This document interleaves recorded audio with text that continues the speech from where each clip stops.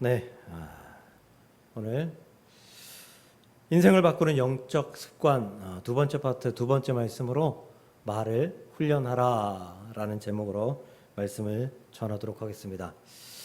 네, 월드컵이 시작되었습니다. 근데 월드컵을 하는 건지 안 하는 건지 사실 잘 모를 정도로 예전과 좀 다른 것 같습니다. 그래도 재미있게 보고 있습니다. 우린 지난주 감사 연습하기, 그래서 오늘 감사 찬양 많이 드렸죠.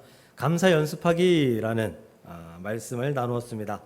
이번 주 말씀을 말을 훈련하라라고 해서 지난주 말씀을 감사를 연습하라 이렇게 제목을 정했더라면 얼마나 좋았을까 하는 생각을 좀 하면서 말씀을 준비했는데요. 어쨌든 감사를 연습하다 보면 자연스럽게 드러나는 게 있는데 그게 바로 말이에요. 말. 그래서 감사의 말을 하려면 감사의 마음이 있어야 한다. 감사의 말을 하려면 감사의 마음이 있어야 한다. 결국 마음에 있는 것이 말로 나타난다라는 거죠.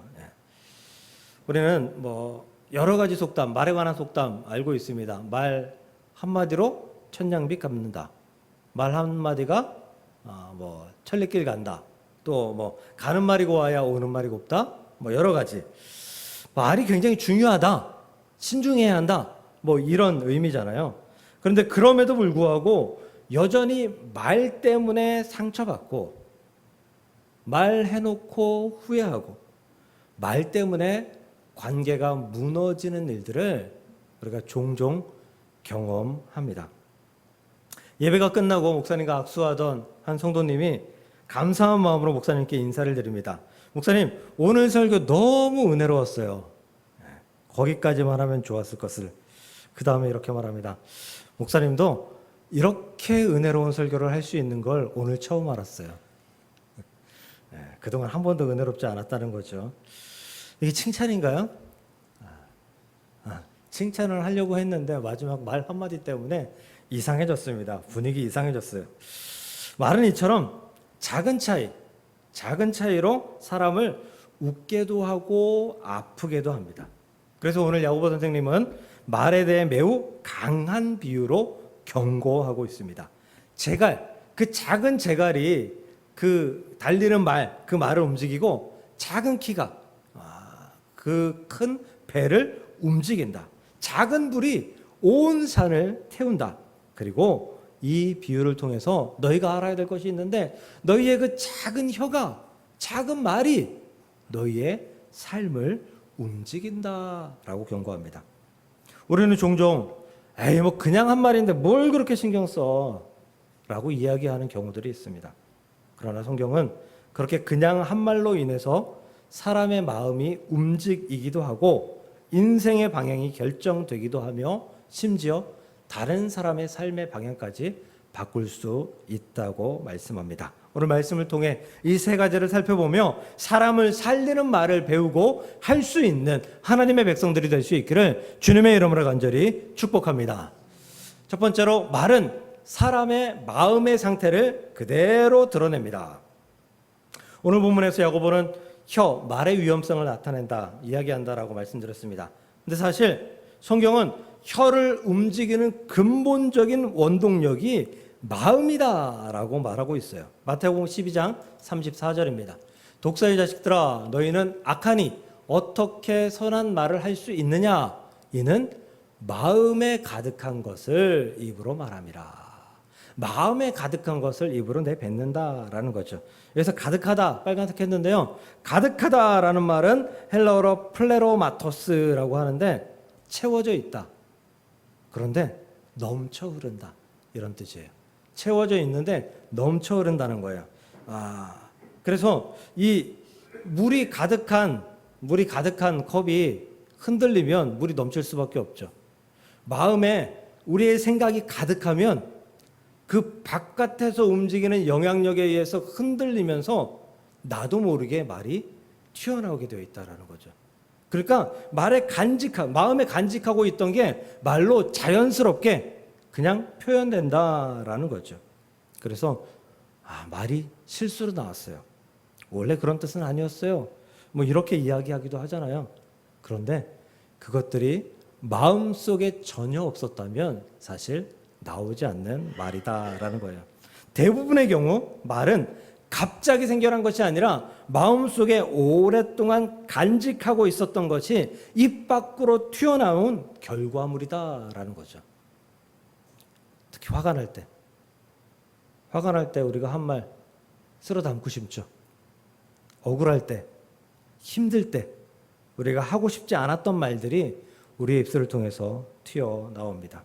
평소에는 우리의 인격으로 눌러서 참을 수 있었지만 화가 나고 분노하고 마음이 아프고 억울하고 힘들면 그 억눌렀던 그 모든 것들이 풀어져서 자연스럽게 내 입 밖으로 튀어나오게 되어 있다라는 것입니다. 운전은 인격이다라고 이야기하죠.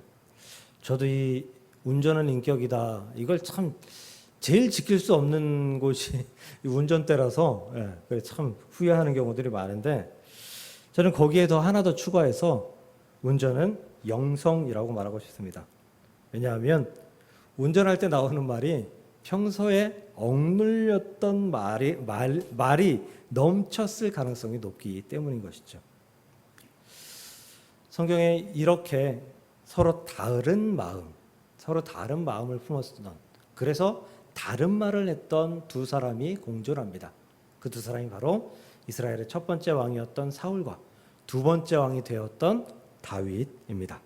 사울의 입에서는 늘 의심과 분노가 나왔습니다. 다윗이 나를 죽이려 한다. 다윗이 나를 해하려 한다. 다윗이 나를 왕좌에서 밀어내려 한다. 그는 마음에 불안과 시기를 품었기 때문에 두려움에 휩싸여 입술의 말로 범죄했습니다.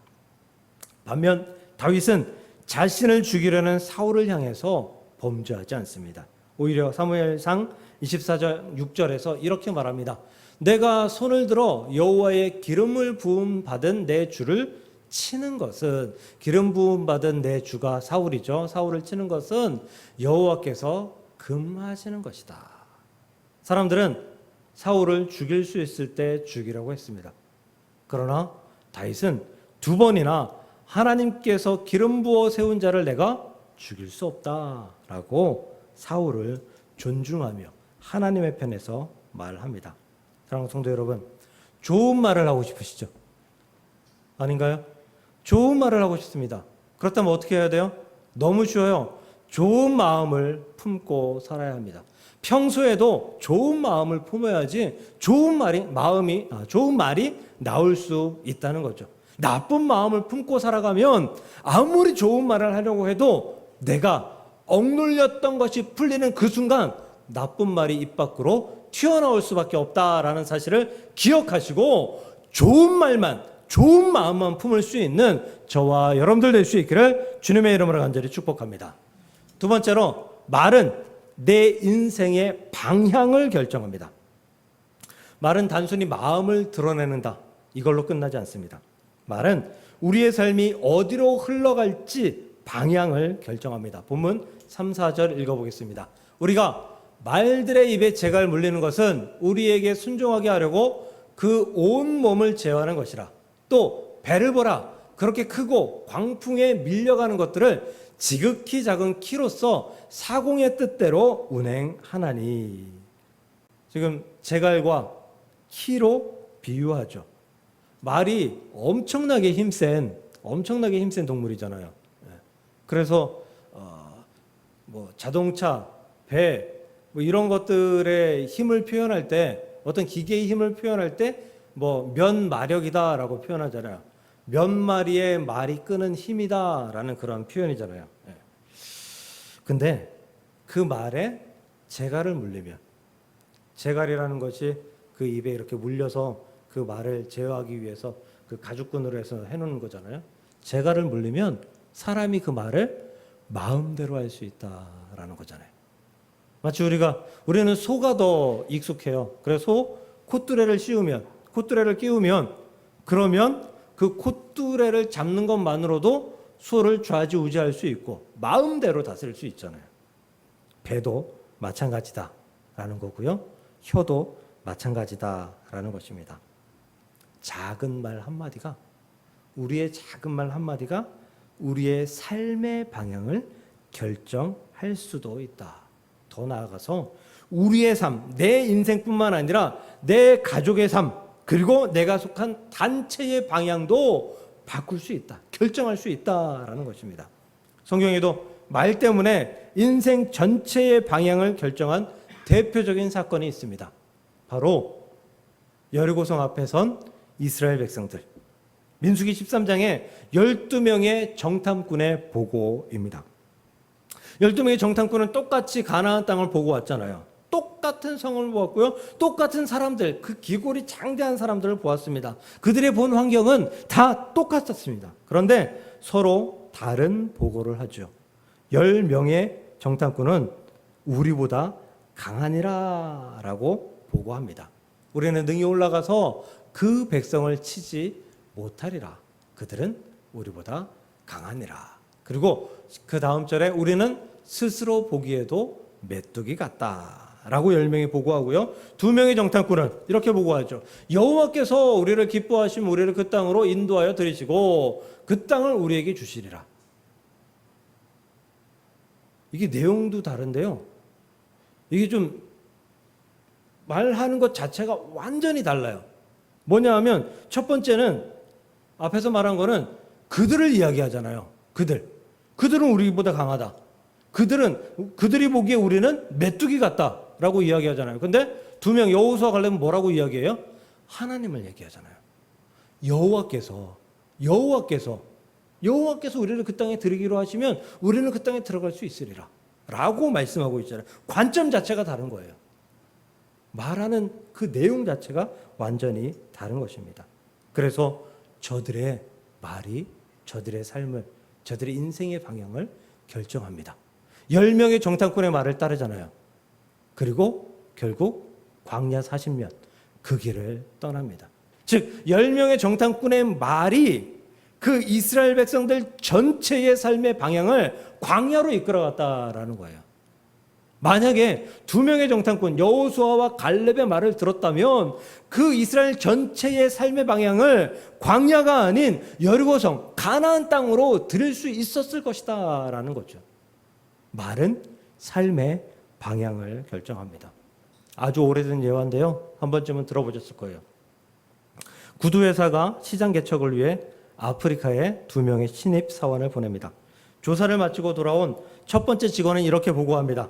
이곳은 매우 절망적입니다. 왜냐하면 아무도 신발을 신지 않기 때문이죠. 시장 자체가 없습니다. 갈 필요가 없어요. 두 번째 직원은 이렇게 보고합니다. 이곳의 사람들은 아무도 신발을 신지 않습니다. 엄청난 기회입니다. 한마디로 노다지입니다. 같은 현실을 보았지만 다른 말로 합니다. 다른 말로 했기 때문에 한 직원의 말을 들으면 그 회사의 성장이 멈추게 되는 것이고 다른 직원의 말을 들으면 그 회사의 성장이 엄청나게 커질 수 있었다라는 것입니다.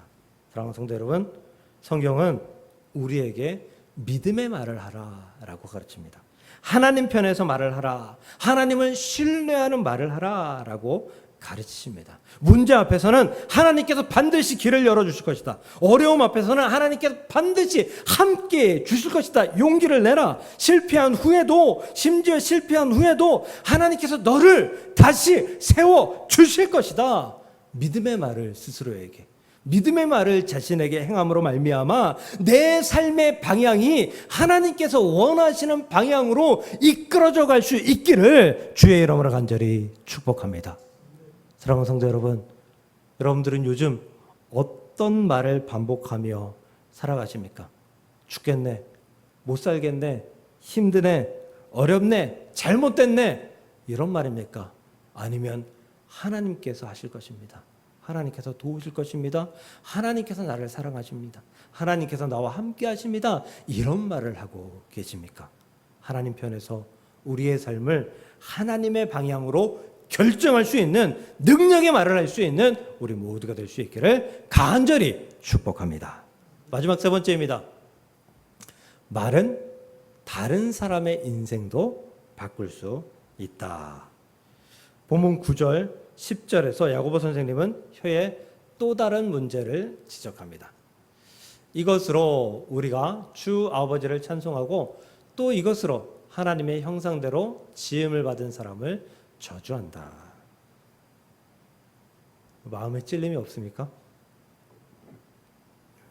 저는 이 말씀을 읽을 때마다 마음에 찔림이 있어서 특히 우리가 세상을 살면서 가장 누구나 재밌어 하는 일이 다른 사람의 뒷담화잖아요. 그냥 안 하려고 해도 누군가의 험담을 하면 그렇게 재미있을 수가 없어요. 하지 말아야 된다라는 것을 알면서도 자꾸만 빠져들게 됩니다. 그 입술로 하나님을 찬송하면 하나님께서 그 입술을 얼마나 받으실까요? 그 입술로 사람을 저주하면 하나님께서 그 사람을 어떻게 바라보실까요? 말은 사람의 마음에 남습니다. 내가 한 말은 다른 사람의 마음에 남아요. 그리고 어떤 말은 그 사람의 마음에 메아리 칩니다. 계속 울리게 돼요. 그래서 누군가한테 상처되는 말을 들었잖아요. 잠이 안 오죠. 그런 경험 없으세요? 잠이 안 와요. 왜? 계속 머릿속에 잠자려고 하는데 그 말이 계속 울려요. 그 말이 계속 괴롭혀요. 내가 정말 그런가? 내가 정말 그렇게 나쁜가? 내가 이렇게 잘못 살아왔나? 계속 그 말 때문에 괴롭게 됩니다. 그런데 어떤 말은요, 넘어져 있던 사람을 세우기도 합니다. 죽어가는 사람을 살리기도 합니다. 격려와 위로의 말은 그저 우리가 그냥 아무렇게나 하는, 그냥 늘상 하는, 그냥 형식적인 그런 말 한마디였을 뿐인데도 어떤 사람을 세우기도 하고 살리기도 하고 기쁘게도 합니다. 그래서 예수님께서는 말을 신중하게 하라라고 말씀해요. 즉 신중하지 못한 말, 사람을 실족하게 하는 말에 대해서 엄중히 경고합니다. 마태복음 18장 6절입니다.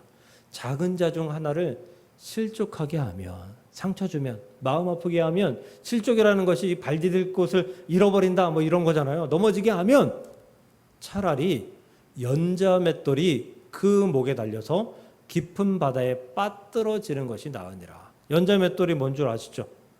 그 소, 말, 가축들이 이렇게 돌리는 맷돌. 그 맷돌을 목에 달면 그냥 여기서도 못 살걸요? 근데 그걸 달고 물속에, 깊은 강물 속에, 바닷속에 빠지는 게 차라리 낫다. 사람을 실족하게 하는 말을 하는 사람은, 그런 행동을 하는 사람은 그냥 확 죽어버리는 게 낫다, 차라리. 예수님께서 이렇게 말씀하시는 거예요. 엄청난 경고입니다. 이것은 예수님께서 이렇게 말씀하신 적이 있을까 싶을 정도의 엄청난 저주, 엄청난 경고입니다. 그런데 우리는 이런 말들을 하고 살아갑니다. 교회 안 나오는 사람들, 교회 나오게 한다고 찾아가서 한다는 말에, 당연히 집사님, 뭔 신앙생활을 그렇게 해. 주일은 나와야지. 저도 그 소리 듣고 안 나오고 싶은데요. 이유가 있겠죠. 못 나오는 이유가 있겠죠. 안 나오는 이유가 있겠죠. 위로하고 격려해야지 질책하고 질타하면 그 사람이 다시 교회에 나오겠습니까? 막 행동하는 사람, 말 막 하는 사람한테 두고, 야, 너 어디 가서 교회 다닌다고 하지 마. 어디 가서 교회 다닌다고 하지 마. 창피해. 뉴스 보면서 그런 얘기 가끔 하거든요. 저 사람 교회 다니고 뭐 어쩌고 저쩌고 이야기하면 그냥 교회 다닌다는 얘기를 차라리 하지 말지. 그런 생각을 좀 합니다. 그런데 그걸 앞에서 대놓고 하면요. 정말 막 사는 사람도 상처 입습니다. 그 상처 어떻게 감당하시려고요? 그리스도인들은 사람을 살리는 말을 해야 합니다. 그 말이 비록 거짓이라도 사람을 살릴 수 있는 말을 해야 합니다. 사람을 세우는 말로 다른 사람의 인생을 바꾸어야 합니다. 그 대표적인 예가 사도행전에 등장하는 바나바입니다. 사도 바울이 회심하잖아요. 담에색에서 회심하잖아요. 그리고 다소에 가가지고 조용히 수년간 칩거하고 삽니다. 칩거하고 살아요. 그러다가 예루살렘에 나타나요. 그때 처음으로 맞이하고 찾아간 사람이 바나바예요. 바나바. 왜? 12사도들 그리고 나머지 성도들은 사울을, 그러니까 사도 바울이 되기 전 사울을 만나고 싶어 하지 않았어요. 그가 거짓 회심해서 자기들을 잡아갈 수 있다라고 생각했기 때문에 만나고 싶어 하지 않았어요. 그때 바나바가 찾아가서 만났고요. 바나바가 12사도와 사도 바울을 만날 수 있는 기회를 마련해 주었어요. 그래서 결국은 사도 바울을 12사도가 받아들이게 됐죠. 그게 사도행전 9장 27절입니다. 바나바가 데리고 사도들에게 가서 그가 길에서, 담에색이죠. 길에서 어떻게 주를 보았는지와 이런 것들을 설명했다, 만나게 했다라는 거죠. 바울을 믿게 해주었고 변호해 주었습니다. 만약 바나바가 없었다면 그래도 사도 바울은 있었겠죠. 그런데 아마도 사도 바울의 사역의 시간은 아마 좀 더 먼 그때에 시작되지 않았을까 생각해 봅니다. 바나바의 위로의 말, 격려의 말, 그리고 사도 바울을 돕는 그 행동, 그것으로 바울은 12사도에게 인정받게 되었고 세계 선교의 주역이 될 수 있었다. 바나바가 그 역할을 했다라는 사실을 잊지 말아야 합니다. 바나바가 세운 사람은 또 여러 있지만 그 중에 또 대표적인 사람이 마가입니다. 마가 요한이요. 마가 요한이 누구냐? 사도 베드로의 거의 수제자라고 할 수 있는 그런 사람이에요. 그래서 제가 성경 공부 시간에 말씀드렸죠. 사도 베드로가 왜 베드로 전후서만 썼고 베드로 복음은 안 썼느냐? 우리 그런 의문을 가질 수 있잖아요. 첫 번째 제자인데 수제자인데 왜 베드로 복음이 없지? 베드로 복음이 마가복음입니다. 베드로의 수제자가 마가였고요. 마가는 누구에게서 그 말씀과 행적들을 적어서 마가복음을 적을 수 있었을까? 다 베드로한테 나왔을 거라고요. 그 교회의 첫 번째 복음서 마가복음을 기록하게 된 것이 이 마가, 바나바가 살린 사람. 사랑하는 성도 여러분, 여러분은 바나바처럼 사람을 세우고 있습니까? 아니면 누구처럼 사람을 죽이고 있습니까? 무너뜨리고 있습니까? 사람을 세울 수 있기를 주의 이름으로 축복합니다. 잠언 18장 21절은 죽고 사는 것이 혀의 힘에 달려있다. 나뿐 아닙니다. 다른 사람에게도 마찬가지입니다. 칼로 찌름같이 함부로 말하는 자가 있는데 너희는 지혜로운 자의 양약과 같은 혀가 되어라 라고 말씀하고 있습니다. 비난보다 축복의 말을 선택하고 사람을 실족하게 하는 말이 아니라 사람을 살리는 말을 할 수 있는 저와 여러분 될 수 있기를 간절히 소망합니다. 말씀을 정리합니다. 말은 마음을 드러냅니다. 내 인생의 방향을 결정합니다.